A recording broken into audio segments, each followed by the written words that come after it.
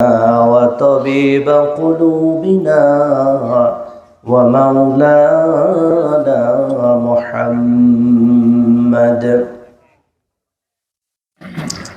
أما بعد فأعوذ بالله من الشيطان الرجيم.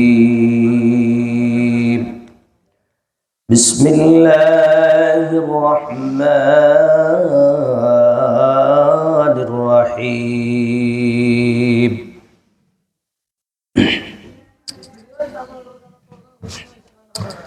يا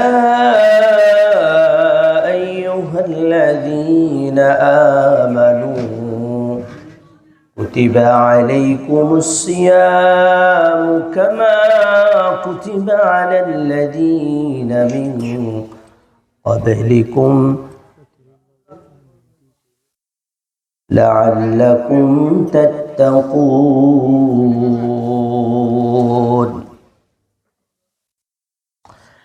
بارك الله لنا ولكم في القرآن العظيم ونفعنا وإياكم بالآيات والذكر الحكيم. وقال النبي صلى الله عليه وسلم: الصيام جنة، وكما قال النبي صلى الله عليه وسلم: إن الله وملائكته يصلون على النبي يا أيها الذين آمنوا صلوا عليه وسلموا تسليما. সকলে একটু দরুদ শরীফ পড়ি। আল্লাহুম্মা সাল্লি আলা মুহাম্মাদ কামা সাল্লাইতা আলা ইব্রাহিম ওয়া আলা আলি ইব্রাহিম ইন্নাকা হামিদুম মাজিদ। আল্লাহুম্মা বারিক আলা মুহাম্মাদ ওয়া আলা আলি মুহাম্মাদ كما باركت على إبراهيم وعلى آل إبراهيم إنك حميد مجيد.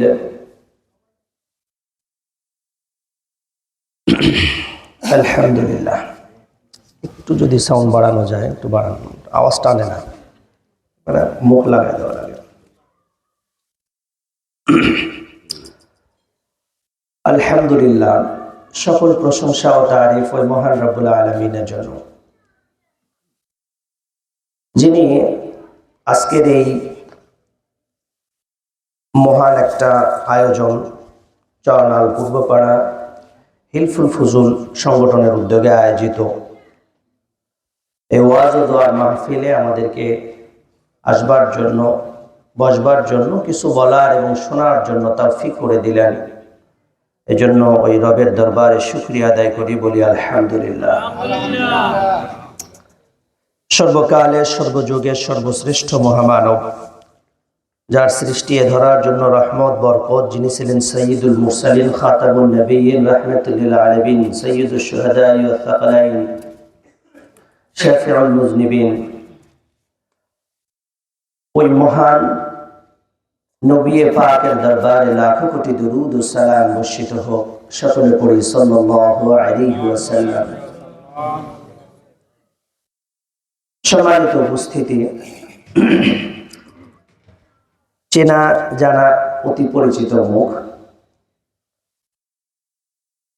কিছু গুরুত্বপূর্ণ কথা বলার জন্য আমাকে মাহফিল কমিটিরা বলেছেন। দুটি নির্দিষ্ট বিষয়ের উপরই আলোকপাত করার জন্য চেষ্টা করব ইনশাআল্লাহ। সমসাময়িক বিষয় এবং পর্দা সম্পর্কে কিছু আলোচনা করে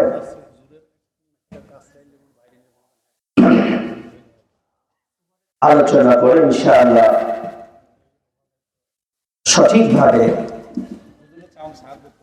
সঠিকভাবে আমি এই দুইটা বিষয়কে আলোকপাত করার জন্য চেষ্টা করব ইনশাআল্লাহ। সম্মানিত উপস্থিতি, যতক্ষণ কথা বলবো কোরআন ও হাদিসের বাইরে কোনো কথা হবে না। কোরআনের ভিতরে অসংখ্য অগণিত কিসস বর্ণিত হয়েছে। সূরাতুল কসস নামে একটা সূরা আল্লাহ নাযিল করেছেন। কোরআনে বর্ণিত প্রত্যেকটা ঘটনাবলী এটি উম্মতের জন্য ব্যাপক শিক্ষা রয়েছে।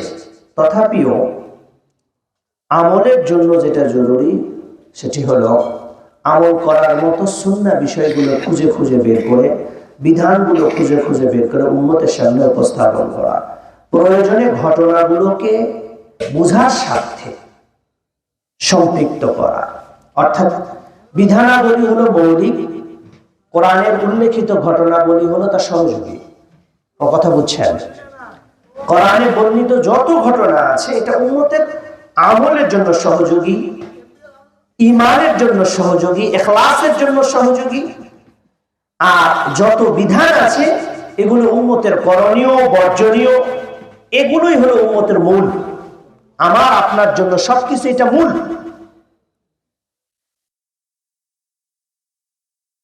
রমজানুল মুবারক বাকি 11টি মাসের চাইতে সবচেয়ে বেশি মূল্যবান, সবচেয়ে বেশি গুরুত্বপূর্ণ একটি মাস।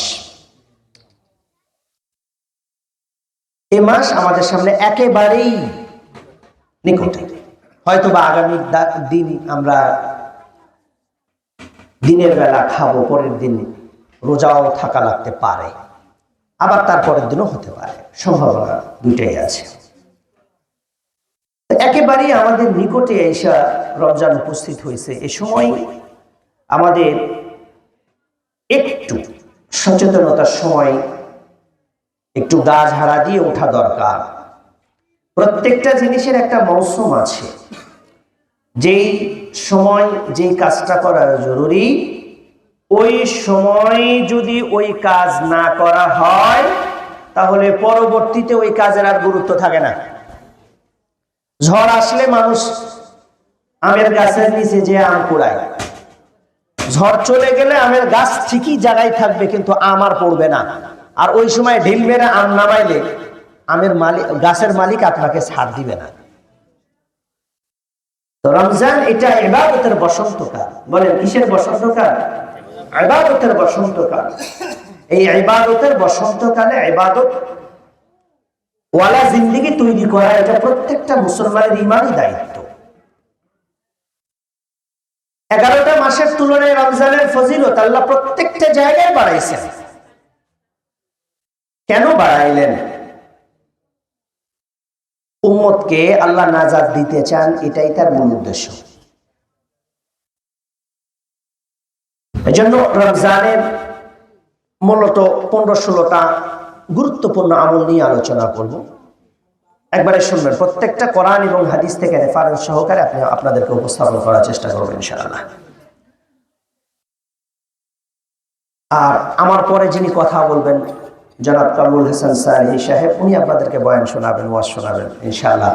শুনবেন। আমি আপনাদের কিছু আমলের কথা বলবো, ছোটখাটো মুজাকারার ভিতর, ছোটখাটো যেহেতু, যেভাবেই হোক আপনাদের দুইটা যদি আমল শিখাইতে পারি, আমি মনে করি আজকের এই বয়ানের, এই প্যান্ডেল, এই মাহফিলের আয়োজন সবকিছু সফল হবে। আর যদি ওইটা না হয়, আসলেন, কিছু কণ্ঠ শুনলেন, আওয়াজ শুনলেন, ওয়াজ, আমিও কণ্ঠ দিয়ে বলতে পারি আলহামদুলিল্লাহ, বিভিন্ন জায়গায় বলি, পরিবেশ বুঝছে। তো এখানে আমার দরকার একটু আমলি পরিবেশ তৈরি করা, মানুষের ভিতরে যে জিনিসগুলো কমতি আছে ওগুলাকে কিছু খোরাক দেওয়া, একটু মানুষকে আমলের পথে আগায়া দেওয়া, এটাই হলো মূল উদ্দেশ্য। আল্লাহ তাআলা আমাদের সকলকেই আমলের নিয়তে, যে 2-4টা কথা বলবো, আমলের নিয়তে শোনার জন্য তৌফিক দান করুন। সকলে বলেন আল্লাহুম্মা আমিন। রমজান মাস আসা 2 মাস আগে থেকেই রাসূলুল্লাহ সাল্লাল্লাহু আলাইহি ওয়াসাল্লাম রমজানের প্রস্তুতি নিতেন। ইদা দাখালা রজব ওয়া শাবান আল্লাহুম্মা বারিক লানা ফি রজব ওয়া শাবান ওয়া বাল্লিগনা রমাদান। যখন রজব মাস আইসা পড়ছে, তখন থেকেই আল্লাহ রাসূল সাল্লাল্লাহু আলাইহি ওয়াসাল্লাম রমজানের প্রস্তুতি নেওয়া শুরু করছে। আর আমরা রমজান মাসের প্রস্তুতি নেওয়া শুরু রমজানের আগের দিনও হয় না, তবে প্রস্তুতি নেই না বললে ভুল হবে। আমাদের প্রস্তুতিটা হলো এইরকম, আমাদের প্রস্তুতিটা হলো ঈদের কেনাকাটা কেমন হবে, রমজানে আমার বাড়ির সদস্য কয়জন আছে, ছেলের জন্য কি কি কেনাকাটা লাগবে, মেয়ের কি কি লাগবে, পরিবারের শাশুড়ি আম্মাজান অন্যজন যারা আছে তাদের জন্য কি কি লাগবে, শ্বশুর শাশুড়ি শালা সম্বন্ধী তাদের কি লাগবে, এই একটা এস্টিমেট তৈরি করি আমরা। এই এস্টিমেট তৈরি করে এটার উপর একটা বাজেট তৈরি করি। রমজান আসলে এটার কেনাকাটা নিয়ে পুরো রমজান শেষ। কথা বলেন, সারা বছর মার্কেট গুলোতে যা ভিড় হয়, রমজান মাসে মার্কেট গুলোতে তার কয়েক গুণ বেশি ভিড় হয়। সারা বাংলাদেশের ব্যবসায়ীরা সারা বছর এটা ব্যবসা না করে, এই গার্মেন্টস ব্যবসায়ীরা, কাপড়ের যে গার্মেন্টস দোকানদার যারা আছেন, ওনারা শুধুই রমজান মাসে তার চেয়েও কয়েক গুণ বেশি বিজনেস করে। তা আমাদের প্রস্তুতি হলো দুনিয়াবী প্রস্তুতি, আল্লাহ রাসূলের প্রস্তুতি ছিল আখিরাতের প্রস্তুতি, সাহাবায়ে কেরামের প্রস্তুতি ছিল দুনিয়া থেকে দুনিয়ার পরের যে জিন্দেগি সেটার প্রস্তুতি, আমালের প্রস্তুতি, গুনাহ ছাড়ার প্রস্তুতি, আমল নিজের ভিতরে নতুন করে আনার প্রস্তুতি। আর আমাদের প্রস্তুতি হলো দুনিয়ার এই সামগ্রিক এই ছোট্ট একটা জীবনের, যেই ছোট্ট একটা জীবন আল্লাহ দান করছে, এই জীবনে কতটুকু ভালো খেতে পারবো, কোনটা কাজ করলে বেশি আনন্দে চলতে পারবো, কিভাবে চললে মান ইজ্জত নিয়ে চলতে পারবে, একটু শান শওকত নিয়ে চলতে পারবো, ওই প্রস্তুতিটা রমজান আসলে আরো বেশি হয়। কথা ঠিক কিনা? আর আলহামদুলিল্লাহ রমজানের প্রস্তুতি সনাবট, বেসন, পেঁয়াজু ঘরে যদি না হয়, এ তো রমজানের প্রস্তুতিই হয়। রমজানে কয়েকটা খাবার আমাদের বাঙালিদের জন্য একেবারেই রমজানের প্রস্তুতিমূলক খাবার। সারা বছর কেউ কোনোদিন সনাবট খায়, কিন্তু রমজান আসলে যদি সনাবট না খায়, ও রমজান হবেই না। এটা আমাদের রমজানের প্রস্তুতি, এটা আমাদের রমজানের প্রস্তুতি। আমাদের রমজানের প্রস্তুতিগুলো আর রাসূলের রমজানের প্রস্তুতিগুলো কি ছিল? আল্লাহ রাসূল সাল্লাল্লাহু আলাইহি ওয়াসাল্লাম শাবান মাস থেকে, রজব মাস থেকে বলে আসতেছেন, দোয়া করতেছেন, আল্লাহর কাছে বলতেছেন, আল্লাহুম্মা বারিক লানা ফি রজব ওয়া শাবান ওয়া বাল্লিগনা রমাদান। ও আল্লাহ, আমার রজব মাসে বরকত দান করো, শাবান মাসেও বরকত দান করো, আমার হায়াতটুকু রমজান পর্যন্ত পৌঁছায় দাও।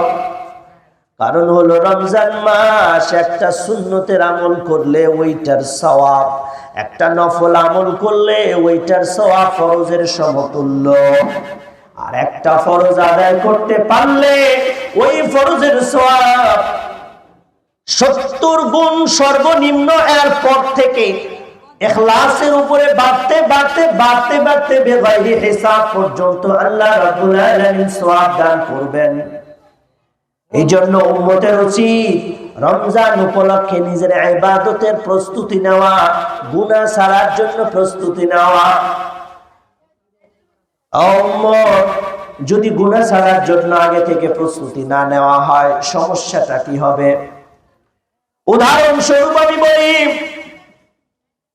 দেখেন প্রতিটা জিনিসের একটা গতিশক্তি আছে, প্রতিটা জিনিসের একটা এক্সট্রা শক্তি আছে। এই মোটরসাইকেল আমার সামনে দাঁড়ানো আছে, এই মোটরসাইকেলের শক্তির উৎস হলো তেল, জ্বালানি। এই জ্বালানি যখন দিব তখন এরপরে ইন্টারনাল সিস্টেম চালু হলে জ্বালানির দ্বারা এই গাড়িটা চলবে। কিন্তু নিয়ম ছিল, যখন জ্বালানির ব্যবস্থা বন্ধ হয়ে যাবে, গাড়ি অটোমেটিক স্টার্ট বন্ধ হয়ে যাওয়ার কথা, গাড়ি ওই জায়গায় থেমে যাওয়ার কথা। কিন্তু গাড়ি চলতেছে চলতেছে চলতেছে, হঠাৎ করে যদি গাড়ির সব কিছু ক্যাপাসিটি বন্ধ করে দেন, কিন্তু ব্রেকে যদি চাপ না দেন, এই গাড়িটা সব কিছু শক্তির উৎস মূল বন্ধ হয়ে গেলেও, বিচ্ছিন্ন হয়ে গেলেও এই গাড়িটা কিন্তু তাড়াতাড়ি থামবে না, একটা লং টাইম ধরে নিজের গতিতেই সে চলতে থাকবে, অনেক দূর পর্যন্ত যাবে। আপনার মাথার উপরে ফ্যান চলে, এই ফ্যানটা ঘোরার জন্য যে শক্তি, এই শক্তির উৎস হলো বিদ্যুৎ। বিদ্যুৎ যতক্ষণ না দিবেন ততক্ষণ পর্যন্ত ফ্যানটা ঘুরবে না। বিদ্যুৎ দিছেন, এবার ফ্যানটা ঘোরা শুরু করছে, বিদ্যুৎ যখন চলে যায় সাথে সাথে কি ফ্যান বন্ধ হয়ে যায়? কথা তো ছিল সাথে সাথে বন্ধ হয়ে যাওয়া, কিন্তু সাথে সাথে বন্ধ হয় না। এই ফ্যানটা আবার তার নিজ গতিতে কিছুক্ষণ চলতে থাকে, এরপরে আপন গতিতে এক সময় এসে বন্ধ হয়ে যায়। এর কারণটা কি? এর কারণ হলো প্রত্যেকটা জিনিসের একটা গতিশক্তি আছে, ওই গতিশক্তিটা আবার থামানোর জন্য ব্রেকের প্রয়োজন হয়, অথবা যদি ব্রেক না দেন তাহলে নির্দিষ্ট একটা গতিতে আস্তে আস্তে আস্তে আস্তে গিয়ে থামবে। সুতরাং মুহাম্মদুর রাসূলুল্লাহ সাল্লাল্লাহু আলাইহি ওয়াসাল্লাম 11টা মাস আমরা যে গুনাহ করি, এই গুনার যে একটা গতিশক্তি তৈরি হয়ে যায়, রমজান আসলে হাদিস শরীফের ভাষা অনুযায়ী রাসূলুল্লাহ সাল্লাল্লাহু আলাইহি ওয়াসাল্লাম বলেন, রমজান আসলে শয়তানকে খাসাবন্দি করা হয়। শয়তানকে খাসাবন্দি করছে ঠিকই, কিন্তু শয়তান খাসাবন্দি থাকার পরে আমাদের সমাজে কি শয়তানি কাজ কারবার চলে কি চলে না? আচ্ছা, চললো কেমনে? শয়তান তো খাসাই বন্দি। কোন শয়তানি কাজগুলো করাইলো? কোন শয়তানি কাজগুলো করাইলো? যদি আগের ওই উদাহরণটা বুঝে থাকেন আপনি সহজেই বুঝবেন। আমি 11টা মাস যেভাবে গুনার মধ্যে নিজেকে লিপ্ত রাখছি, যেভাবে গুনাহ করার পরিবেশ, গুনাহ করার অভ্যাসে গড়ে উঠেছি, এই অভ্যাসটা যদি রমজানের আগে আগে যদি পূর্ব থেকে প্রস্তুতি নারী গুনাহ ছাড়ার জন্য, রমজান আসবে ঠিকই, রমজান চলেও যাবে, কিন্তু আমার গুনার যে অভ্যাস এটা পরিবর্তন হবে না। রমজানের আগেও বিড়ি খেতাম, রমজানেও বিড়ি খাবো। রমজানের আগেও সুদ খেতাম, রমজান আসলে বাড়াবো ঈদের প্রস্তুতি। রমজানের আগেও অন্যায় করতাম, রমজানে অন্যায় করব। রমজানের আগেও মানুষকে ধোঁকা দিতাম, রমজান আসলেও ধোঁকা দেই কি দেয় না? রমজানের আগেও যেমন আমল ছিল খারাপ, রমজানের সময়ও খারাপ আমল।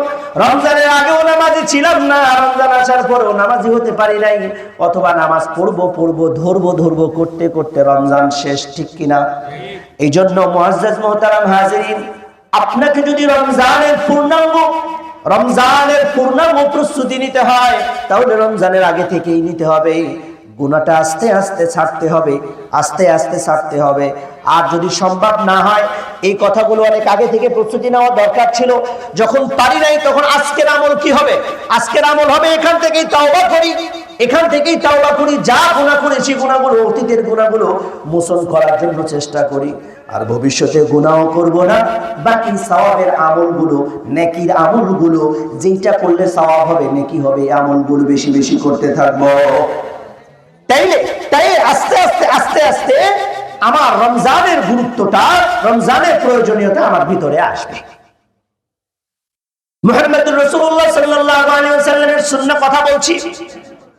আল্লাহ রাসূল সাল্লাল্লাহু আলাইহি ওয়াসাল্লাম হাদিসে পাকের মধ্যে বলছেন, সুমু লিরুকিয়াতিহি ওয়া আফতিরু লিরুকিয়াতিহি। রাওয়াহুল বুখারী শরীফের হাদিস, 1909 নম্বর হাদিস। রাসূলুল্লাহ সাল্লাল্লাহু আলাইহি ওয়াসাল্লাম বলেন, রমজানের চাঁদ দেখে রোজা ধরো, রমজানের চাঁদ দেখে আবার রোজা ছাড়ো। অর্থাৎ চাঁদ দেখে রোজা ধরতে হবে, চাঁদ দেখেই রোজা ছাড়তে হবে। তাহলে এখানে সুন্নাহ আমল কি? রাসূল বলেন সুন্নাহ আমল হলো সাহাবায়ে কেরামের আমলের ভিতরে যে সুন্নাহ ছিল, হাদিস অনুসারে যেটা সুন্নাহ হলো এই যে রমজান আসলে চাঁদ দেখতে হবে, চাঁদ দেখতে হবে, চাঁদ তালাশ করতে হবে। আমরা চাঁদ দেখি মোবাইলে, আমরা চাঁদ দেখি কোথায়? মোবাইলে। চাঁদ দেখি মোবাইলে, চাঁদ দেখি মিডিয়ার খবর শোনার জন্য ঘরে টিভি ছেড়ে বসে থাকি, কখন এই সংবাদ আসবে। চাঁদ কখনো দেখার চেষ্টা করি না। কিন্তু রাসূলের একটা সুন্নাত, বুঝি আর না বুঝি, আমার এখানে যুক্তির কোনো কারণ নাই, রাসূলের হাদিস, বুখারী শরীফের হাদিস, সহিহ হাদিস। রাসূল বলছেন চাঁদ দেখো রোজা ধরো, চাঁদ দেখে রোজা ছাড়ো। তাহলে চাঁদ দেখা দেখে রোজা ধরা এটা সুন্নাহ, রাসূলের আমল, সাহাবায়ে কেরামের আমল। সুতরাং এই দিনের আগে আমার প্রস্তুতি হলো এই, রমজান আসার আগে চাঁদ দেখবো, চাঁদ দেখার জন্য আসমানের দিকে তাকাবো। যখন চাঁদ ওঠার সময় হবে ওই দিন আসমানের দিকে তাকাবো। দেখতে পারি আর না পারি, অন্তত পক্ষে আসমানের দিকে তাকাইছি, চাঁদটাকে তালাশ করছি, এটাতেই সুন্নাহ আদায় হয়ে যাবে। এটাতে আমি উম্মতের কাজ যেটা, দায়িত্ব সেটা আদায় হবে। সুবহানাল্লাহ বলে পারবেন তো ইনশাআল্লাহ? হ্যাঁ। তাহলে চাঁদ দেখা এটা রাসূল সাল্লাল্লাহু আলাইহি ওয়াসাল্লামের রমজান উপলক্ষে এটাও আমল, এটা শুরুর আমল। এক নাম্বার থেকে, শুরু থেকে বলতেছি, একটু সিরিয়ালে বলি, একটা একটা করে শুনেন। তাহলে আমি চাঁদ দেখতে হবে, দেখবো তো ইনশাআল্লাহ। ভুলে গেছি যে চাঁদ দেখা এটাও একটা আমল, এটা যে রাসূলের সুন্নাহ এটা আমরা জানি না, ভুলে গেছি। সুন্নাহ আমরা ছেড়েই দিয়েছি। আমরা নির্ভর করি, আমাদের মিডিয়া নির্ভর করে, চাঁদ দেখা কমিটি নির্ভর করে সৌদির উপরে। আর সৌদিরা চাঁদ দেখে টেলিস্কোপে, এরা আমরা এই ব্যবসা পুরাটা শেষ, মানে সুন্নাহটা হারায় গেছে আমাদের থেকে। এবার আসেন, চাঁদ যখন দেখলেন রাসূলুল্লাহ সাল্লাল্লাহু আলাইহি ওয়াসাল্লাম, তিরমিজি শরীফের হাদিস, রাসূল সাল্লাল্লাহু আলাইহি ওয়াসাল্লাম বলেন 3034 নম্বর হাদিস, قال النبي صلى الله عليه وسلم, রাসূল সাল্লাল্লাহু আলাইহি ওয়াসাল্লাম রমজানের নতুন চাঁদ দেখলে দোয়া করতেন, আল্লাহুম্মা আহিল্লাহু আলাইনা বিল ইয়ুমনি ওয়াল ঈমান ওয়াস সালামাতি ওয়াল ইসলাম ওয়াত তাওফীক লিমা তুহিব্বু ওয়া তারদা রাব্বি ওয়া রাব্বুকাল্লাহ। আল্লাহু আকবার। রাসূল সাল্লাল্লাহু আলাইহি ওয়াসাল্লাম নতুন চাঁদ দেখলেই দোয়াটা পড়তেন। তাহলে যখন আমরা রমজানের চাঁদ দেখব, দেখার পরে এই দোয়াটা পড়বো, এটাও রাসূলের সুন্নাহ। তাহলে দুই নাম্বার আমল কি বললাম? প্রথম নাম্বার আমল চাঁদ দেখাটার চেষ্টা করব, চাঁদকে তালাশ করব, চেষ্টা করব। এরপরে চাঁদ দেখতে পাইলে চাঁদ দেখার দোয়া পড়ব, আল্লাহুম্মা আহিল্লাহু আলাইনা বিল ইয়ুমনি ওয়াল ঈমান ওয়াস সালামাতি ওয়াল ইসলাম ওয়াত তাওফীক লিমা তুহিব্বু ওয়া তারদা রাব্বি ওয়া রাব্বুকাল্লাহ। তিন নাম্বার আমল, যেই দিন যেই সন্ধ্যায় আপনি রমজানের চাঁদ দেখেছেন, ওই সন্ধ্যায় এশার নামাজের পর থেকে আপনার তারাবির নামাজ পড়তে হবে, তারাবির জন্য প্রস্তুতি নিতে হবে। কথা ঠিক কিনা? তারাবির জন্য প্রস্তুতি নিতে হবে। এবার তারাবির নামাজের জন্য প্রস্তুতি নেওয়া, তারাবি পড়ার জন্য প্রস্তুতি নেওয়া, সর্বসম্মতিক্রমে যেটাই বলেন না কেন, তারাবি 20 রাকাত, এটা সাহাবী, রাসূলের সাহাবীদের ঐক্যমত, সমস্ত সাহাবীদের ইজমা, তারাবি 20 রাকাত। কথা ঠিক আছে? সুতরাং 8 পড়লে 20 পাওয়া যায় না, 20 পড়লে 8 পাওয়া যায়। আমরা আমল চুরি না করে আমল বেশি করলে, রমজানে যেহেতু সুন্নাহও যদি করেন, কথার কথা নফলও যদি পড়েন, তাও তো প্রতি রাকাতে 2 রাকাত নফল পড়লে 2 রাকাত ফরজের, অন্য মাসে ফরজের সমতুল্য সওয়াব পাচ্ছেন। তাহলে আমরা বেশি পাচ্ছি। রাসূল সাল্লাল্লাহু আলাইহি ওয়াসাল্লামের একখানা হাদিস, রাসূল সাল্লাল্লাহু আলাইহি ওয়াসাল্লাম বুখারী শরীফের মধ্যে আসছে, আল্লাহ রাসূল সাল্লাল্লাহু আলাইহি ওয়াসাল্লাম বলেন, 2009 নম্বর হাদিস, من قام إيمانا واحتسابا غفر له ما تقدم من ذنبه। রাসূল বলেন, যে ব্যক্তি ঈমান এবং ইহতিসাবের সাথে কি করবে? রমজান মাসে নামাজ আদায় করবে, রাত্রে নামাজ আদায় করবে, কিয়াম করবে, রাত্রে দাঁড়ায় নামাজ পড়বে, আল্লাহ রাব্বুল আলামিন তাকে পুরস্কার হিসাবে গুফির লাহু মা তাকদ্দামা মিন যামবি, তার অতীতের গুনাহগুলো আল্লাহ রাব্বুল আলামিন মাফ করে দিবেন। সুবহানাল্লাহ বলুন না? তাহলে গুনাহ মাসের মাফ, প্রথম রমজানের প্রথম তারাবি দিয়েই গুনাহ মাফ শুরু। প্রথম রমজানের প্রথম তারাবি দিয়েই গুনাহ মাফ শুরু। আল্লাহ তাআলা আমাদেরকে একটা গুরুত্বপূর্ণ মাসের, গুরুত্বপূর্ণ একটা ফজিলতের একটা জায়গাতে আল্লাহ আমাদেরকে পৌঁছাইছেন। আল্লাহ, আপনি আমাদেরকে এই যে একটা সুযোগ করে দিয়েছেন, এটার জন্য আমরা আপনার কাছে কৃতজ্ঞ, আলহামদুলিল্লাহ। সংক্ষেপে বলতেছি। এরপরে 4 নম্বর আমল, কয় নাম্বার আমল? 4 নাম্বার আমল। রমজান আসলে বেশি বেশি কোরআন তেলাওয়াত করবেন। কি করবেন বলেন? বেশি বেশি কোরআন তেলাওয়াত করবেন। কেন? কোরআনে পাকের মধ্যে আল্লাহ রাব্বুল আলামিন বলেন, শাহরু রমাদানাল্লাযী উনজিলা ফীহিল কুরআন।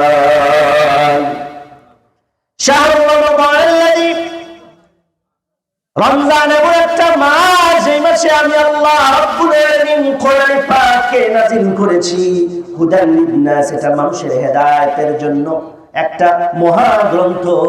হুদাল লিন-নাস, এটা মানুষের হেদায়েত। ওয়া বাইয়িনাতিন মিনাল হুদা, মানুষের মাঝে ন্যায় এবং অন্যায়ের মাঝে পার্থক্যকারী হিসেবে কিতাব আমি আল্লাহ নাযিল করেছি। সেটা কোন মাসে? রমজান মাসে।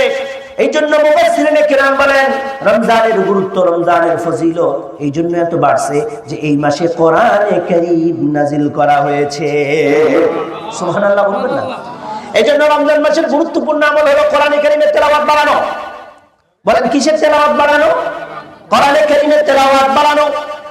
অবশ্যই অবশ্যই কোরআনে কারীমের তেলাওয়াত বেশি বেশি করবেন। সম্ভব হলে দিনের বেলা কোরআনে কারীমের তেলাওয়াত যদি আপনি করতে না পারেন, সম্ভব হলে নিজের মহল্লার মসজিদে একজন হাফেজে কোরআনকে দিয়ে বা 2 জন হাফেজে কোরআনের মাধ্যমে খতমে তারাবির ব্যবস্থা করবেন। রাতের বেলা দাঁড়ায় দাঁড়ায় আমাদের কোরআনে কারীমের তেলাওয়াত শুনবেন। এই কোরআনে কারীমের তেলাওয়াত শোনার দ্বারা রাসূলের যেই কোরআনে কারীমের নাযিলের যেই মাস, এই মাসের কিছুটা হক হলেও আদায় হবে। আর যদি এটা না করতে পারি আমরা, অবশ্যই মাহে রমজানের কোনো হক আদায় হবে না। এই জন্য মুহাম্মদুর রাসূলুল্লাহ সাল্লাল্লাহু আলাইহি ওয়াসাল্লাম হাদিস শরীফের মধ্যে বলছেন, ইকরাউল কোরআন ফাইন্নাহু ইয়াশফাউ লিসাহিবিহি ইয়াওমাল কিয়ামাহ। রাসূল সাল্লাল্লাহু আলাইহি ওয়াসাল্লাম বলেন, ইকরাউল কোরআন, তোমরা কোরআন তেলাওয়াত করো। কেন?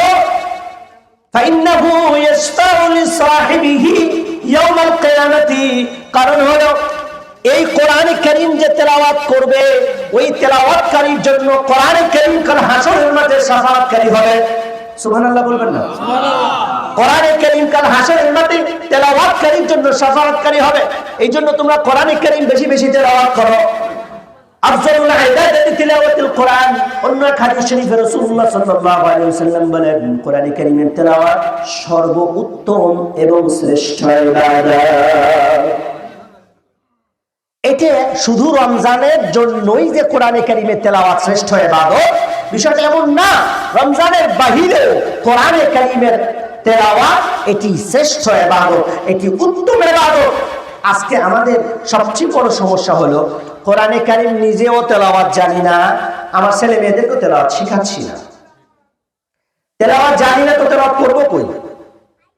নিজের মেয়ে, ছেলে মেয়ে যারা আছে এদেরকে সকাল হলে কিন্ডারগার্টেন স্কুলে দেই, দুপুর হলে স্কুলে পাঠাচ্ছি, আর আস্তে আস্তে বড় হচ্ছে। দুনিয়ার যত জ্ঞান আছে সব শিক্ষা দিয়েছি। দুনিয়ার এমন কিছু নাই জানে না সে, মহাপণ্ডিত আল্লাহ তাকে হওয়ার তৌফিক দান করেছেন। দুঃখের বিষয় হলো কপাল পোড়া, কোরআনে কারীমের তেলাওয়াতটুকু করতে পারে না, নিজে পারি না, সন্তানও পারে না। এই জন্য শুনেন, কোরআনে কারীম আল্লাহ রাব্বুল আলামিন আমাদের উপর নাজিল করেছেন, এটি হেদায়েতের মাধ্যম হিসাবে, হেদায়েতের গ্রন্থ। এখানে কি আছে? তেলাওয়াত করতে হবে, সম্ভব হলে এটার অর্থ বুঝে বুঝে আমল করতে হবে। যখন পড়তে থাকবেন, বুঝতে থাকবেন, আপনার সবকিছুর মধ্যে পরিবর্তন আসা শুরু করবে। ঠিক না? আমি কোরআন বুঝি না, কোরআন পড়ি না, কোরআন অনুযায়ী জিন্দেগি যাপন করার তো প্রশ্নই আসে না। এই জন্যই আজকে আমাদের জিন্দেগির ভিতরে এত সমস্যা। আল্লাহ আমাদের বুঝার জন্য তৌফিক দান করেন। হাফেজ সাহেব তারাবির নামাজ 20 রাকাত। আজকে আমাদের অঞ্চলের ফ্যাশন, তারাবি মানেই তাড়াতাড়ি। বলেন তারাবি মানে তাড়াতাড়ি। সকালবেলা, রাতের বেলা তারাবি পড়ে সকালবেলা উঠে, রমজান মাসে চায়ের দোকান চা না থাকলেও বিশেষ করে বিষয়টা যেটা হয়, তারাবির নামাজ শেষ করে চায়ের দোকানে, কথা বোঝা, তারাবির নামাজ শেষ করে চায়ের দোকানে কিছুক্ষণ বসে গল্প গুজব করবে, আড্ডা দিবে। পরস্পর মসজিদের মুসল্লিরা এক জায়গায় হয়ে এই মসজিদের মুসল্লি ওই মসজিদের মুসল্লির সাথে আলাপ করতেছে, ভাই তোমাদের মসজিদে আজকে কতক্ষণ সময় লাগছে হুজুরে তারা বিশ্বাস করতে? ভাই ভাই 1 ঘন্টা।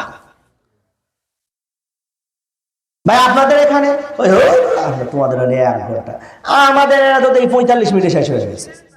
আমাদের হাদিসগুলো খুব চাঙ্গা, 45 মিনিটে শেষ করে দিয়েছে চালু, আর এতে 1 ঘন্টা লাগছে। আমার কথা বুঝছেন? মূলত তারাবিহ ছিল হলো তাড়াতাড়ি নয়, বিরতি দিয়া, বিরতি বিরতি। তারাবিহ মানে কি? বিরতি, ধীরস্থির ভাবে পড়া। কোয়ালিটি দরকার, কোয়ান্টিটি নয়। বেশি দরকার নেই, কোয়ালিটি সম্পূর্ণ অল্প হলেই হবে। এটা আমার কথা না, আল্লাহর কথা। আল্লাযী খালাকাল মাউতা ওয়াল হায়াতা লিয়াবলুয়াকুম আইয়ুকুম আহসানু আমালা। আল্লাহ রাব্বুল আলামিন বলেন, আমি মানুষের হায়াত সৃষ্টি করেছি, মওত সৃষ্টি করেছি। আমি মানুষকে হায়াত সৃষ্টি করেছি, মওত সৃষ্টি করেছি। খালাকাল মাউতা ওয়াল হায়াতা, এই জন্য যে লিয়াবলুয়াকুম, আমি তাদেরকে পরীক্ষা করতে চাই। আইয়ুকুম আহসানু আমালা, এই মানুষের মধ্যে কারা বেশি সুন্দর আমল করে। এ কথা আল্লাহ বলেন, কারা বেশি আমল করে। আমল কম হোক কিন্তু এটা সুন্দর হোক। হাদিস শরীফে রাসূলুল্লাহ সাল্লাল্লাহু আলাইহি ওয়াসাল্লাম বলেন, আখলিস দীন, ক্বালা নবী সাল্লাল্লাহু আলাইহি ওয়াসাল্লাম, আখলিস দীনকা ইয়াকফিকা আমালুল কলিল। রাসূল বলেন, তোমার ঈমান খাঁটি করো, ঈমানটাকে সহি করো, ঈমানটাকে শিরক মুক্ত করো, ইবাদতগুলোকে বেদাত মুক্ত করো। আমল যদি অল্প হয়, আমল যদি অল্প হয়, এটা তোমার নাজাতের জন্য যথেষ্ট হবে। বেশি বেশি আমল, কিন্তু এই আমলের মধ্যে শিরক ভরা, বিদআত ভরা এমন আমল গাড়ি গাড়ি হলেও এটা তোমাকে নাজাত দিবে না। কিন্তু আমল যদি হয় অল্প আর এটা হয় বিশুদ্ধ, তো এই অল্প আমল তোমাকে নাজাত দিবে। এটাই রাসূলের ভাষ্য। কথা বুঝছেন তো? আল্লাহ আমাদের এই কথাগুলো বোঝার তৌফিক দান করেন। এজন্য তারাবির নামাজে যদি এই সমস্ত আলোচনা হয়, জবাব দিবেন। কি জবাব দিবেন? আলহামদুলিল্লাহ ভাই, আপনার মসজিদের তুলনায় আমার মসজিদে 15 মিনিট বেশি লাগছে। কত বড় শুকরিয়ার বিষয় যে আমি 15টা মিনিট আল্লাহর সামনে বেশিক্ষণ দাঁড়ানোর সুযোগ পেয়েছি। একটা কথা যদি জবাবটা দিয়ে দিতে পারেন, আল্লাহর কসম পরের দিনে আসে আপনারা জিজ্ঞাসা করবে না। কথাটা বলেন তো, পরের দিনে এই কথা শুনে তারপর ইমাম সাহেবের সাথে লাগো, আমাদের মসজিদে 45 মিনিট হয়, আমাদের মসজিদে 1 ঘন্টা, আমরা ভালো কথা। কথা ঠিক কিনা? উচিত ছিল কি যে আমি আমার মসজিদে হাফেজ সাহেবেরা যারা তাড়াতাড়ি পড়েছে তাদেরকে বলা, আপনি আরেকটু ধীরস্থিরতার সাথে বলেন। কোরআন নাজিল হয়েছে, ওয়ারাত্তিলিল কোরআনা তারতিলা। আল্লাহ রাব্বুল আলামিন যিনি নাজিল করছেন তিনি কোরআন কিভাবে পড়বেন ওটা শিখায় দিয়েছেন। যিনি নাজিল করছেন উনি বলেন, ওয়ারাত্তিলিল কোরআনা তারতিলা। কোরআনটাকে তারতিলের সাথে মনোযোগ দিয়ে ধীরে ধীরে আস্তে আস্তে পড়ো, আস্তে আস্তে পড়ো, তরতিলের সাথে পড়ো, তরতিলের সাথে পড়ো। আর আমরা যত জুড়ে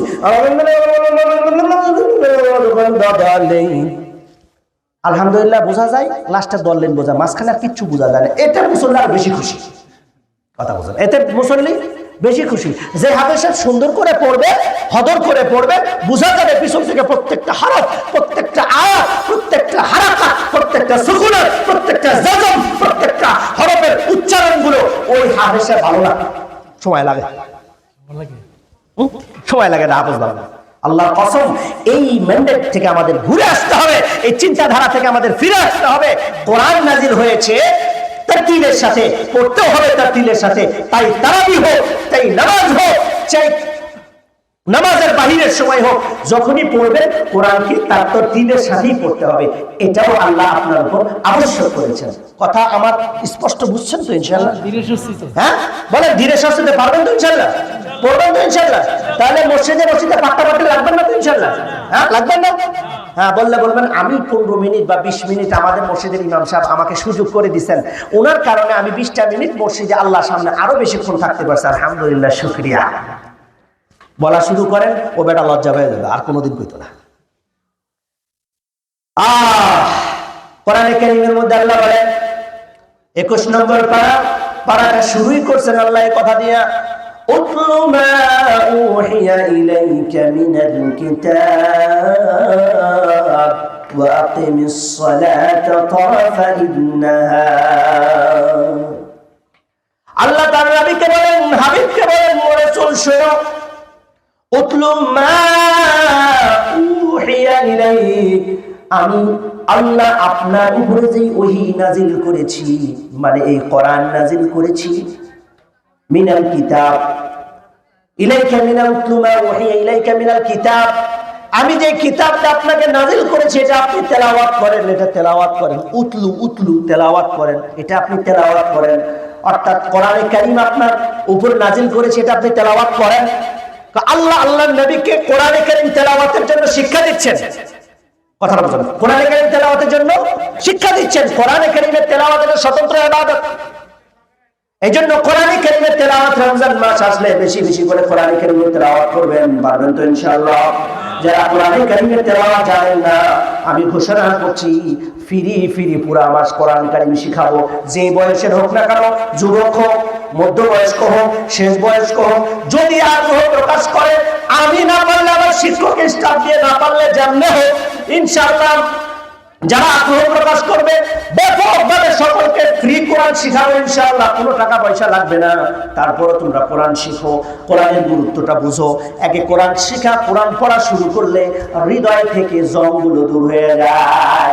হাদিস শরীফে আসছে প্রত্যেকটা জিনিসে মরিচা ধরে, এই লোহাতে মরিচা ধরে না, এই লোহাতে মরিচা ধরার জন্য, লোহার মরিচা তোলার জন্য, জং তোলার জন্য প্রয়োজন পড়ে মানুষের হৃদয়ে জং ধরে যায়, মানুষের হৃদয়ে মরিচা ধরে যায়। কোরআন কারীমের তেলাওয়াত মানুষের হৃদয়ের জংগুলোকে তুলে পরিষ্কার করে ফেলে। সুবহানাল্লাহ বলবেন না? আমাদের হৃদয় এত শক্ত কেন? আমরা ঠুনকো কারণে একজন আরেকজনকে হত্যা পর্যন্ত করে ফেলে কেন? আমাদের হৃদয় নরম হয় না কেন? আমরা একজন আরেকজনের গায়ে হাত তুলতে দ্বিধাবোধ করি না কেন? আমাদের হৃদয়গুলো এত শক্ত হয়ে গেছে, এত শক্ত হয়ে গেছে যে আমাদের কাছে আমাদের মনুষ্যত্ব, মানবতা এগুলোর আর কোনো দাম নাই, বরং আমাদের কাছে আমাদের জিদা রাগের দাম বেশি হয়ে গেছে। এটার একমাত্র কারণ হলো আমাদের কলগুলো নষ্ট হয়ে গেছে। এটা আমার কথা না, রাসূলের কথা। রাসূল সাল্লাল্লাহু আলাইহি ওয়াসাল্লাম হাদিস শরীফে বলতে পারেন, ক্বালান নবী সাল্লাল্লাহু আলাইহি ওয়াসাল্লাম, ইন্না ফিল জাসাদি মুদগা ইযা সালুহাত সালুহাল জাসাদু কুল্লু ওয়া ইযা ফাসাদাত ফাসাদাল জাসাদু কুল্লু আলা ওয়া হিয়াল কলব। রাসূল সাল্লাল্লাহু আলাইহি ওয়াসাল্লাম বলেন, ইন্না ফিল জাসাদি মুদগা, মানুষের মানব দেহের মধ্যে, মানুষের শরীরের মধ্যে একটা মাংসপিণ্ড আছে, এমন একটা মাংসপিণ্ড আছে, ইদা সলুহাত সলুহাল জাসাদু কুল্লু, যখন ওই মাংসপিণ্ডটা পরিশুদ্ধ হয়ে যায়, সুন্দর হয়ে যায়, সুস্থ থাকে, তখন জাসাদু কুল্লু, পুরা শরীরটা সুস্থ থাকে। আর যখন ওই মাংসপিণ্ডটা অসুস্থ হয়ে যায়, দুর্বল হয়ে যায়, তখন পুরা শরীরটা দুর্বল হয়ে যায়। রাসূল বলেন, ওই মাংসপিণ্ডটা কি তোমরা জানো? আলা ওয়াহিয়াল কলব, এটা হলো কলব। সুবহানাল্লাহ বলবেন না? কত সুন্দর কথা শোনাচ্ছি। মুসলিম শরীফের হাদিস, তিরমিজি শরীফের হাদিস, আবু দাউদ শরীফে আছে, কুতুবে সিত্তার প্রায় 3-4টা কিতাবের মধ্যে হাদিসখানা আছে। আল্লাহু আকবার। এই জন্য কোরআনে কারীমের তেলাওয়াত আমাদের হৃদয়কে জাগ্রত করে, আমাদের মরা হৃদয়টাকে আবার সুস্থ, আমাদের অসুস্থ হৃদয়কে সুস্থ করে, মৃত হৃদয়কে আবার নতুন করে জীবিত করে। এই জন্য কোরআনে কারীমের তেলাওয়াত রমজান উপলক্ষে আরো বেশি বেশি করা জরুরি আমাদের জন্য। পারবো তো ইনশাআল্লাহ? আল্লাহ তাআলা আমাদের তৌফিক দান করেন। এরপরে কথা হলো কয় নাম্বার আমল? 6 নাম্বার। রাসূল সাল্লাল্লাহু আলাইহি ওয়াসাল্লাম বলেন, তাহাজ্জুদের নামাজ পড়তে হবে। রমজান উপলক্ষে বিশেষ করে তাহাজ্জুদের নামাজ, তাহাজ্জুদের আমল রাসূল সারা বছর করছেন। তারাবি হলো রমজান উপলক্ষে ইবাদত, আর তাহাজ্জুদ হলো সারা জীবনের রাসূলের ইবাদত। সুবহানাল্লাহ বলুন। আল্লাহু আকবার। কিয়ামুল লাইল, তারাবির ব্যাপারে সন্দেহ, মুহাদ্দিসিনে কেরামের ব্যাপারে বিভিন্ন মতামত থাকলেও তাহাজ্জুদের ব্যাপারে আল্লাহর কসম কোন মুহাদ্দিসিনে কেরামের কোন মতামত নেই। সকল মুহাদ্দিসিনে কেরাম একমত যে আল্লাহ রাসূল সাল্লাল্লাহু আলাইহি ওয়াসাল্লাম রমজানের বাইরে সব সময় সর্বনিম্ন 8 রাকাত তারাবি। কিয়ামুল লাইল করছেন। সর্বনিম্ন কত রাকাত? 8 রাকাত কিয়ামুল লাইল করছেন। আল্লাহু আকবার। তাহলে আমরা তাহাজ্জুদের নামাজ সারা বছর পড়তে পারি না বললেই চলে। কথা সত্যি কিনা বলেন? পড়তে পারি না বললেই চলে, কিন্তু রমজান আল্লাহ আমাদেরকে একটা সুযোগ করে দিয়েছে। একটা সুযোগ করে দিয়েছে। সুযোগটা কি? রমজান মাসে আমরা সাহারি খাওয়ার জন্য টাইম মতো উঠবো। হ্যাঁ, টাইম মতো উঠবো। আজকে থেকে প্রতিজ্ঞা করেন তো সারা রমজানে টাইম মতো তাহাজ্জুদ, টাইম মতো যে সাহারি খাওয়ার জন্য উঠবো। সম্ভব হলে সাহারি খেয়ে নামাজ পড়বো, তাহাজ্জুদের নামাজ। আর সম্ভব না হলে সাহারির আগে, যেমনে সম্ভব হয়। আপনার যদি সুবিধা হয় তো আগে নামাজ পড়েন, আপনার বিবি উঠে আগে উঠে একটু তরকারি গরম করে ভাত টাত রেডি করে আপনি উঠে যান, এবার উনি ঘরের কাজগুলো করুক, আপনি এবার তাহাজ্জুদের নামাজে দাঁড়িয়ে যান। সারা বছর সুযোগ হয় না, বাপুরে রমজান দাঁড়ে আমি এই সুযোগ ছাড়বো না, রমজান মাসে তাহাজ্জুদ পড়বই পড়বো, এই আজমিল জজম করে আপনি প্রতি পহেলা রমজান থেকে শুরু করেন। আল্লাহর কসম, রমজানের শেষ পর্যন্ত এটা আপনি পারবেনই পারবেন। এটা তেমন কোনো আপনার জন্য কঠিন হবে না, কারণ আপনি উঠতেছেনই তো। কথা বুঝেন? আপনি উঠতেছেন না? উঠতেছেনই তো, রুটিন হয়ে যাইতেছে। উঠবেন, বাস সর্বনিম্ন 4 রাকাত হলেও পড়বেন। 8 রাকাত পড়লে ভালো। যদি সাহারি খাওয়ার আগে পারেন তো পড়েন, সাহারি খাওয়ার আগে না পারলে পরে পড়েন। পড়বেন তো ইনশাআল্লাহ? আমি দ্রুত আগাচ্ছি, আমার সময় আবার কম, নির্দিষ্ট পয়েন্টের উপর কথা শেষ করতে হবে। রমজান উপলক্ষে 7 নম্বর আমল, রোজা রাখতে হবে। কি রাখতে হবে? এটা রোজাকে আল্লাহ ফরজ করেছেন। ইয়া আইয়ুহাল্লাযীনা আমানু كتب عليكم الصيام كما كتب على الذين من قبلكم لعلكم تتقون। আল্লাহ রাব্বুল আলামিন কালামে পাকের মধ্যে ইরশাদ করেন, ও ইমানদাররা শোনো, কুতিবা আলাইকুমুস সিয়াম, আমি তোমাদের উপর রোজাকে ফরজ করেছি। কামা কুতিবা আলাল্লাযীনা মিন ক্বাবলিকুম, ভয় করার দরকার নাই, তোমাদের পূর্ববর্তী যারা ছিল তাদের উপর এই রোজাটা আমি ফরজ করেছিলাম। কেন করেছিলাম জানো? লাআল্লাকুম তাত্তাকুন, যাতে করে তোমরা তাকওয়া অর্জন করতে পারো। তাকওয়া কি? এক কথাই বলি, তাকওয়া মানে আল্লাহর ভয়। আল্লাহর ভয় মানে কি? যেই কাজ করলে আল্লাহ খুশি হয় ওই কাজ বেশি বেশি করা, আর যেই কাজ করলে আল্লাহ নারাজ হয় ওই কাজ থেকে নিজেকে বিরত রাখা, এটার নাম তাকওয়া। তাকওয়া সহজ এবং একেবারে সাবলীল আপনাকে ব্যাখ্যা করে দিলাম। মা তাকুমুর রাসূল ফাখুযু, কোরআনের মধ্যে আল্লাহ রাব্বুল আলামিন বলেন, মা তাকুমুর রাসূল ফাখুযু, রাসূল সাল্লাল্লাহু আলাইহি ওয়াসাল্লাম যা বিধানগুলো নিয়ে আসেন, আমর বিল মারুফ, যেগুলো আপনাকে আমাকে আদেশ করা হয়েছে, এই আমর বিল মারুফ গুলো পুঙ্খানুপুঙ্খানু মানা, আর নাহি আনিল মুনকার, যে কথাগুলো আল্লাহ রাসূল আমাদেরকে নিষেধ করেছেন করা যাবে না বলে, ওই আমলগুলো, ওই কাজগুলো আমাদের থেকে, ওই কাজগুলো থেকে বিরত থাকা, ওই কাজগুলো থেকে দূরে থাকা, এটাই হলো তাকওয়া। তাকওয়া মানে আল্লাহর ভয়। আল্লাহর ভয় মানে আল্লাহ যেটা যেভাবে চান সেটা সেভাবে করা। সহজ কথা, কি বলেন? তাকওয়া মানে কি? আল্লাহ যেখানে যেভাবে চান সেই আমলটা সেভাবে করা। রোজা আসছে, আল্লাহ চান আপনি ইবাদত গুজার বেশি হন, এটা তাকওয়া। এটাও তাকওয়া। হ্যাঁ, রোজার পরে আল্লাহ চান আপনি হারামের সাথে লিপ্ত হবেন না, তো বাস হারাম থেকে বাঁচলেন, এটাও তাকওয়া। হ্যাঁ, হালাল খাইলেন, এটাও তাকওয়া।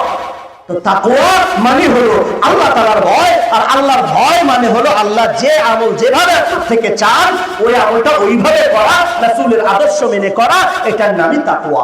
পারবেন তো ইনশাআল্লাহ? আল্লাহ তাআলা আমাদের তৌফিক দান করুক। এরপরে 8 নম্বর হলো দান করা, সাদাকা করা। রোজার সম্পর্কে আরো অনেক কথা বলার ছিল, কিন্তু সময় সংক্ষিপ্ত, আমি কথাগুলো একটু স্কিপ করে যাচ্ছি। 8 নম্বর আমল হলো বেশি বেশি রমজান আসলে দান করা, সাদাকা করা। দান এবং সাদাকার কত বেশি ফজিলত জানেন? রোজা ছাড়াও সারা জীবন 3টা আমল যদি কোনো বান্দা করতে পারে, আল্লাহ রাব্বুল আলামিন তার সংসারে কোনোদিন বারাকা, বারাকা অর্থাৎ বরকত যেটাকে বলে বরকত, এটা তার সংসার থেকে কোনোদিন উঠে নেবেন না যদি 3টা আমল করতে পারে। 1 নম্বর 5 ওয়াক্ত নামাজ পড়তে হবে। 2 নম্বর কোরআন কারীমের তেলাওয়াত করতে হবে। 3 নম্বর হলো সাধ্য অনুপাতে যতটুকু সম্ভব সাদাকা করতে হবে। এটা প্রতিদিন। বলেন এটা কি? প্রতিদিন। যতটুকু পারেন আপনি 1 টাকা পারেন, আলহামদুলিল্লাহ 1 টাকা, 2 টাকা পারেন 2 টাকা। প্রতিদিন যদি এই 3টা আমল কেউ প্রতিদিন করতে পারে, আল্লাহ রাব্বুল আলামিন তার সংসার থেকে বরকত কখনো উঠিয়ে নেবেন না। সুবহানাল্লাহ বলবেন না? সুবহানাল্লাহ। বরকতের জন্য এত দোয়া করেন, হুজুরের নিয়ে আসেন, মিলাদ পড়েন, আর আমি আপনাকে আমল শিখিয়ে দিলাম। 3টা আমল সারা বছর করবেন। 1, নামাজ ছাড়বেন না। 2, কোরআনে কারীমের তেলাওয়াত ছাড়বেন না। 3 নাম্বার সাদাকা করা, অর্থাৎ দান করা। এটা অভ্যাস বানিয়ে আনবেন, অভ্যাস, হাতের অভ্যাস। বাস সামনে কেউ আসছে, 1 টাকা পারেন 1 টাকা দেন, 2 টাকা পারেন 2 টাকা দেন, বাস দান করতে থাকেন। কাউকে দিতে পারলাম না, মসজিদে দেন। কথা বলছেন। কিন্তু মানুষ আমাদের বড় আজব, জায়গায় দান করেন, আজাগায় যা দান করেন, এ সব আজাগায় যা দান করে। আচ্ছা, টাকা দরকার কাদের? জীবিত না মুর্দাদের? আপনাদের এলাকার মৃত মানুষ টাকা চায়? স্যার, আপনাদের এলাকার মৃত মানুষের টাকার দরকার আছে? টাকা দেয় মাজারে গিয়া। কথা বলেন, মাজারে গিয়ে টাকা দেয়, দান পাচ্ছে। তাহলে এই মাজারের টাকাটা খায় না? ওই ফকিরের ছেলে মেয়ে যারা আছে এরা ভাগ বাটোয়ারা করে, একটা খায়, কখনো ভাগ বাটোয়ারা করতে গিয়ে মাথা বাটাবাটি করে। কথা বলেন, তাহলে আপনি একে তো দান করলেন অপাত্রে, 2 তো মাথা ফাটাফাটি করা সহজ হয়ে যাবে, ওদেরকে সুযোগ করে দিচ্ছে। কথাটা বুঝছেন?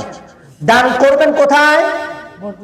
দান করবেন মাদ্রাসায়, এতিমখানায়, মসজিদের প্রয়োজন লাগলে মসজিদে দান করবেন। কোথায়? অসহায়দের দান করবেন, এতিমদের, দরিদ্রদের, বিধবাদের, যাদের প্রয়োজন তাদেরকে। জীবিত মানুষকে দান করবেন, মৃত মানুষের টাকার দরকার হয় না। সুতরাং মৃত মানুষকে আপনারা দান করেন কেন? মাজারে দান করা হারাম। আজকে লিখে রাখেন, হুজুর এত বড় ফতুয়া দিয়ে গেল, হুজুর আজকে এলাকায় গেলে খবর আছে।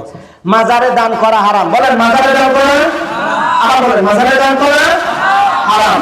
মাজারে দান করা হারাম, শুধুই হারাম না, ডাবল হারাম। আল্লাহ সাদাকা করলে রাসূল বলেন as-সাদাকাতু তারাদ্দুল বালা। যখন সাদাকা করবে মানুষ, তার বিপদ আপদ যেগুলো আছে, বালা মুসিবত যেগুলো আছে, রাসূল বলেন বালা মুসিবত গুলো দূর হয়ে যাবে।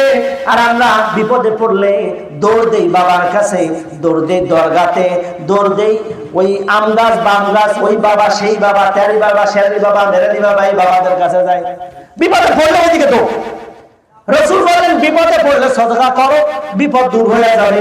রাসূল বলেন বিপদে পড়ছো দান করো, সমস্যায় পড়ছো দান করো, সাদাকা করো।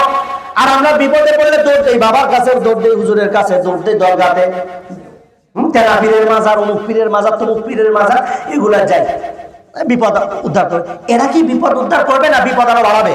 কথা বলছেন, দুনিয়ার বিপদও বাড়াবে আর আখিরাতের বিপদও বাড়াবে। হ্যাঁ, আল্লাহ বুঝার তৌফিক দান করো। এইজন্য as-সাদাকাতু তারাদ্দুল বালা, সাদাকা যখন করবেন তখন আপনার বালা মুসিবত যেগুলো আছে এগুলো দূর হতে থাকবে।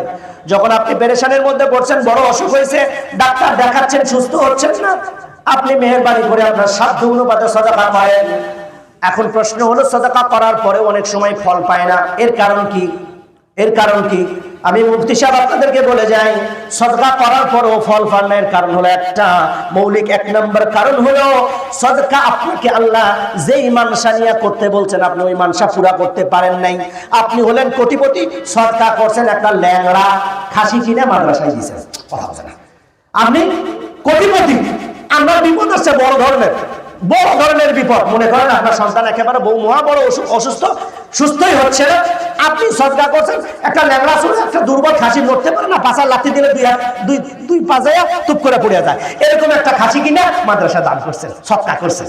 কথা বলছে না, আপনাদের গায়ে লাগে মাফ করে দিন, আমি কাউকে উদ্দেশ্য করে বললেন, কথাটা বোঝার জন্য বলতেছি। তাহলে আপনি এরকম একটা সদকা করছেন। আরে ভাই, আপনি কোটিপতি হলে আপনার ওইরকম লামদাক দেখালো ঈদের সময় যে এরকম কুরবানির গরু কিনেন না, এলাকাবাসীকে একবার জানান দেওয়ার লাগে, সবচেয়ে ভালো গরু যদি বাজারে থাকে ওইটা কিনে নিয়ে এসে সদকা করা লাগবে।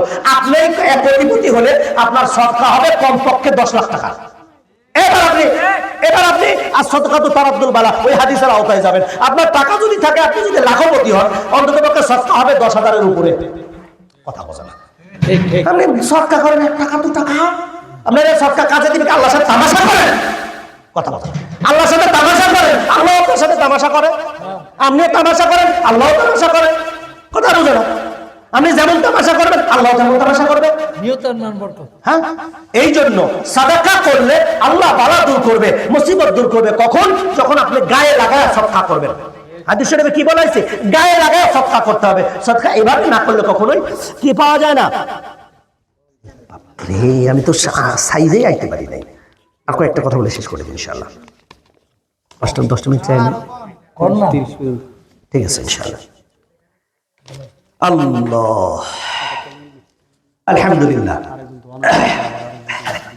আরেকজন আছেন, যেহেতু সময় একটা নির্ধারিত, কথা অতটা বেশি বললে আরেকজন আছেন আমাদের সালেহ সাহেব আছেন, উনি কথা বলবেন। আচ্ছা, এরপরে আরেকটা কথা হলো, রোজার দিনে, রোজার মাসে গুরুত্বপূর্ণ আরেকটা আমল হচ্ছে এই নফল ইবাদত বেশি বেশি করে করতে হবে।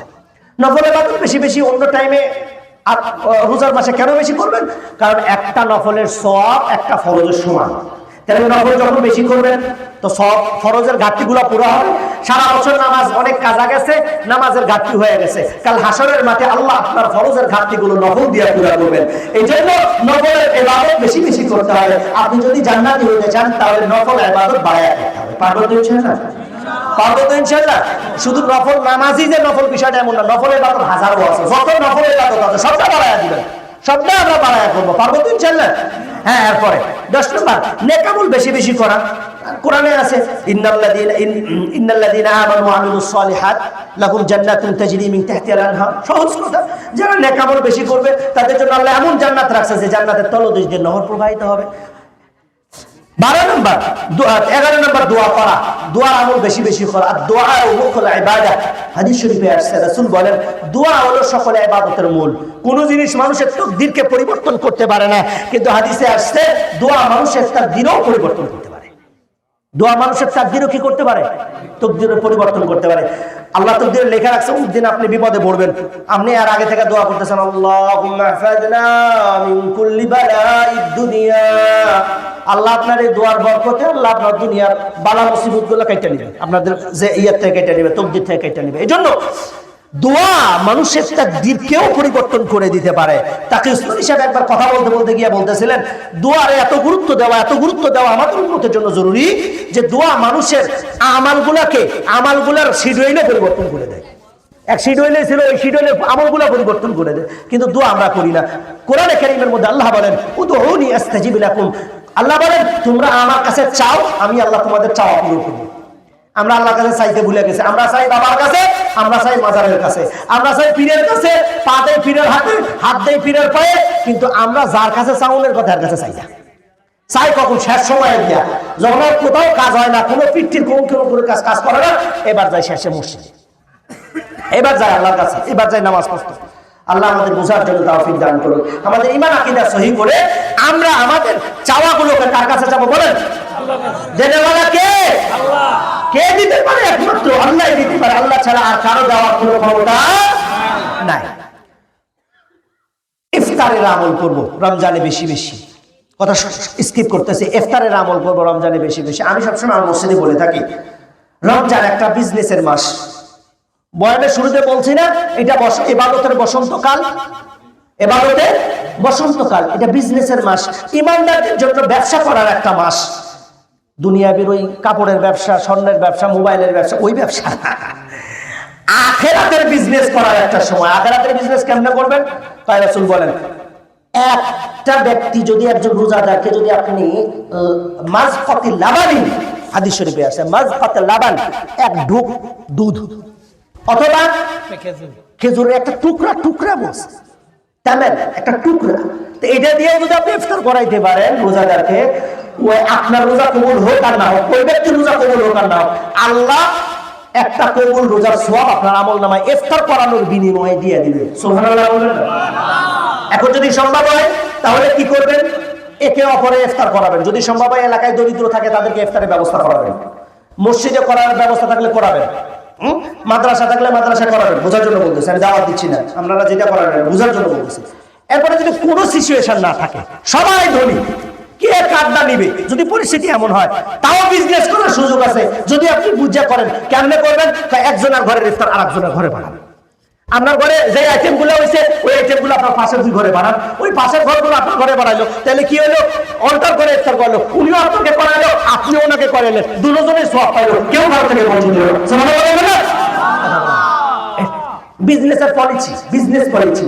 আপনি দুনিয়ার বিজনেস পলিসি বুঝেন, আখিরাতের বিজনেস পলিসি বুঝেন না? এটা আখিরাতের বিজনেস পলিসি।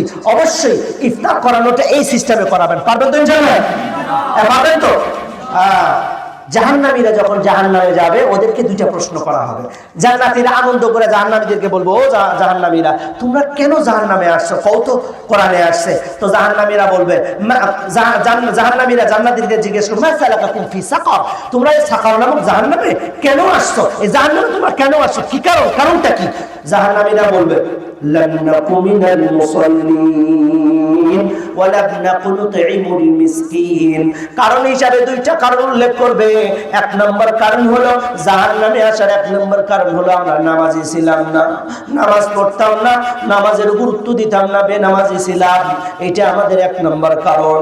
দুই নম্বর কারণ হলো ওয়ালাম নাকু নুতঈমুল মিসকিন, আমরা কখনোই মিসকিনদের খাবার খাওয়াই নাই, মিসকিনদের খানা খাওয়ানোর ব্যাপারে বড় উদাসীন ছিলাম, মিসকিনদের খাবার দিতাম না। এই দুইটা কারণে আল্লাহ আজকে আমাদেরকে জাহান্নামের মধ্যে দিয়েছেন। নাউজুবিল্লাহ বলেন।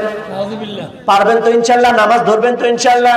রমজান আসলো বলেই নামাজ ধরবো বিষয়টা এমন না, নামাজ সারা জীবনের আমল, সব সময়ের আমল, নামাজ পড়তে হবে। পারবেন তো ইনশাআল্লাহ? নামাজ পড়বো এবং মিসকিনদেরকে খানা খাওয়াবো, সাধ্য অনুপাতে মিসকিনদেরকে খানা খাওয়াবো।